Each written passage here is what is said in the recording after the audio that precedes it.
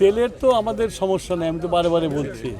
এখন সমস্যা হচ্ছে কোন জায়গায়, যে পেট্রোল পাম্পে দিনে 1 লরি তেল লাগতো, এখন হঠাৎ করে এই যুদ্ধের কারণে মানুষ সব তেল সংগ্রহ করা শুরু করেছে, যার ফলে ওই পেট্রোল পাম্প যেদিন সারাদিনে যেটা বেচতো সেটা এখন 3-2 ঘন্টায় বিক্রি হয়ে যায়। তারপর পেট্রোল পাম্পটা বন্ধ হয়েছে, তখন পেট্রোল পাম্প বন্ধ হয়ে গেছে। পেট্রোল পাম্পের যে ধারণ ক্ষমতা আছে সেটা যদি ব্যবহার বেশি হয়ে যায় তাহলে স্বাভাবিকভাবে বন্ধ হবে। তেল সরবরাহ সবসময় আছে এবং আমি সারা দেশের আমাদের জেলা প্রশাসক, এসপি এদের সাথে কথা বলেছি, তারা মনিটর করছে। তবে এই যে হঠাৎ করে বেড়ে যাওয়ার মধ্যে দুর্নীতি আছে এবং সেটা ব্ল্যাক মার্কেটিং হচ্ছে, সেটা অলরেডি সিরাজগঞ্জে ধরা পড়ছে 2টা এবং সারা দেশেই ধরা পড়ছে।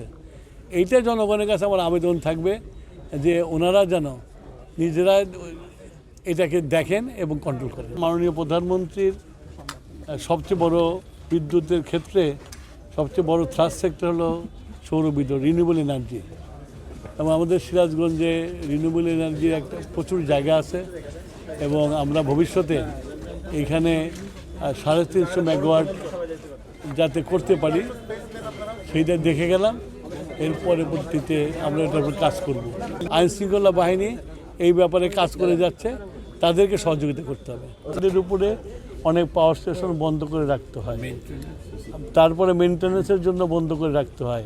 এখন আমার যা ডিমান্ড আছে সেই ডিমান্ড অনুসারে বিদ্যুৎ উৎপাদিত হচ্ছে, যার ফলে আমাদের এই যে রোজা পার হয়ে গেল কখনো কোনো ডিসরাপশন হয়নি।